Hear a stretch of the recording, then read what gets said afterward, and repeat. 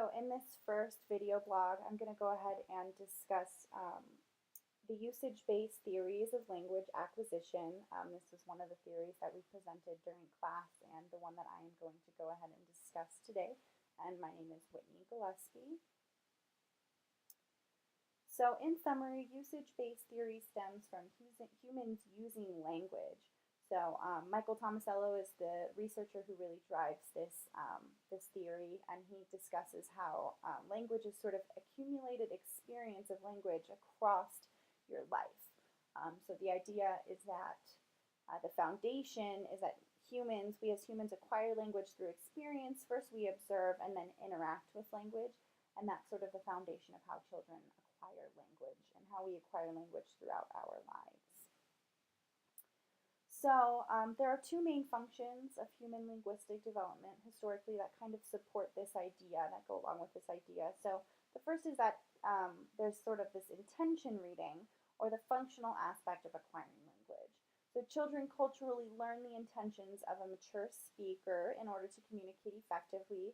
An example of this would be a child is listening to a parent talk about a dog, and they see that the parent is repeating the word dog, and they're looking towards or pointing at a dog or a picture of a dog. So they start to sort of symbolically link these two things, the word dog with the actual object of a dog, whether it's a picture, or an actual physical dog. So first we sort of acquire the meaning of these words, and we start to symbolically link them with actual physical objects or different things, whether they be actions, running, talking, singing, etc., or other different things. The second sort of aspect to this linguistic development is sort of pattern finding, which is the way that children grammatically acquire language. So they begin to recognize these patterns within speech. They interact with them, obviously, in a very crude manner at first, and then eventually it becomes more refined. And then they're able to sort of put these words and ideas that they've acquired together into coherent ideas and thoughts, and able to communicate effectively. So this two-step idea sort of goes along with the theory that we're acquiring language from the people around us. So there is no innate sense of language, but rather it's simply all based on our interaction and experience with it.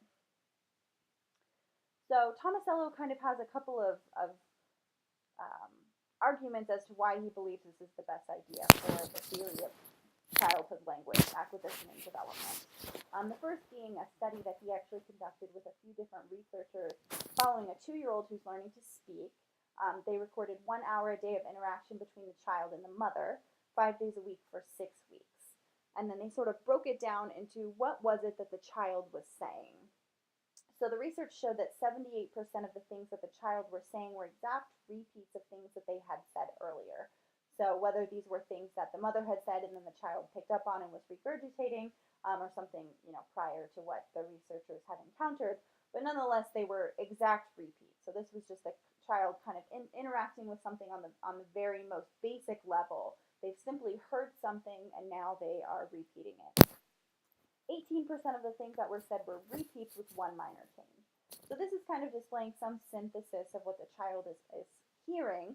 They're starting to interact with it and change it, adapt it to fit what it is that they're actually trying to express. So they're breaking out beyond just, I memorized this thing, now I'm going to say it. Here is the child actually showing some interaction with the language. Only really 4% of what the child said was different in more than one way from anything that was said previously. So Tomasello doesn't go into a lot of detail as to how many degrees of change there is in these 4% of things that the child said.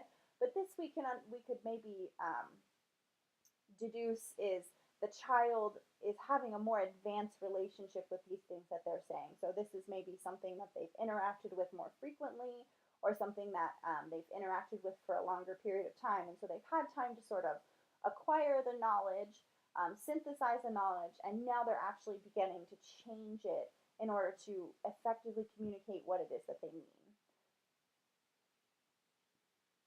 So another sort of aspect to Tomasello's defense of his theory are some hypotheticals.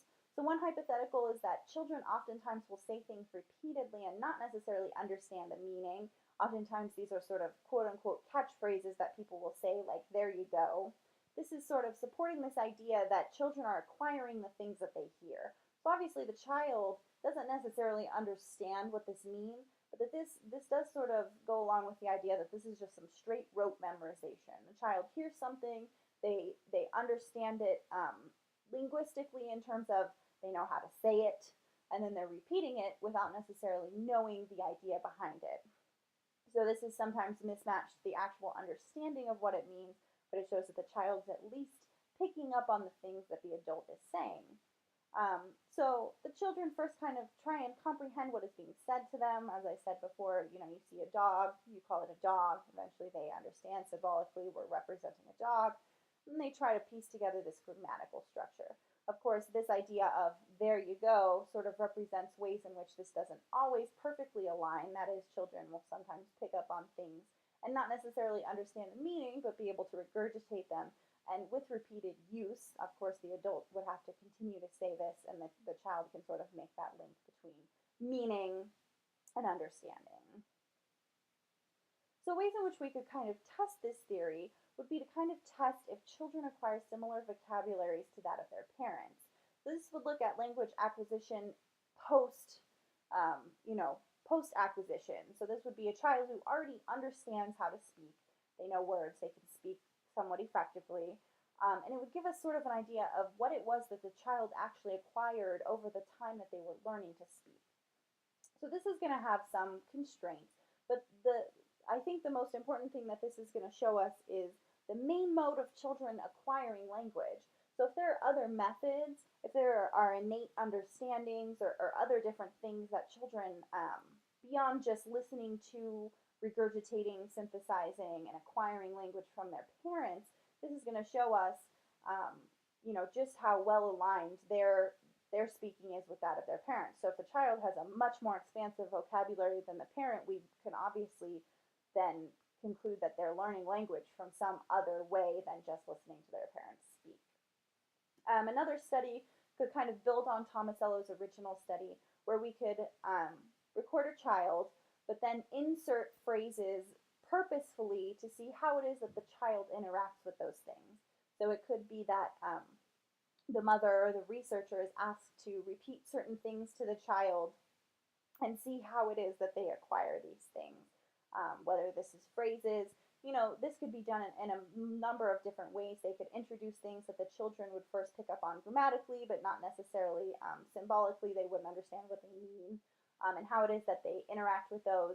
And then they could give them things to understand, the intention of. They could understand what the meaning is, but not necessarily the grammatical context, and see how it is that they reconcile these things, how this process works in action. So in my opinion, one of the biggest constraints with this theory is that we assume that language is simply a process of rote memorization. So future studies could kind of explore this when we have more sophisticated techniques of analysis.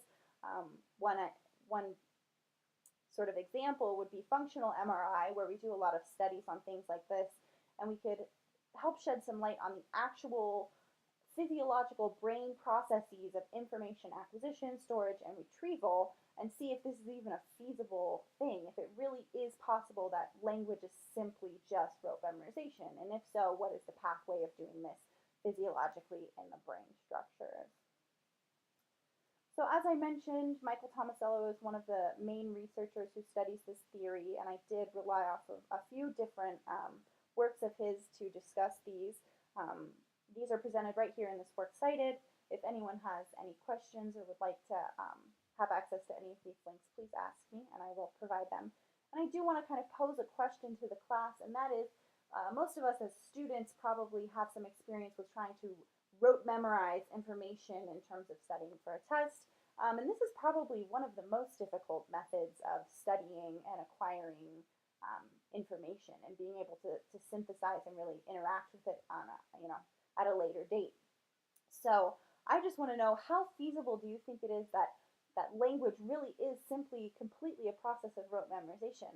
Obviously, probably most of us have developed better, more advanced methods of studying whether it be, jump roping while saying words that we need to remember, something along those lines.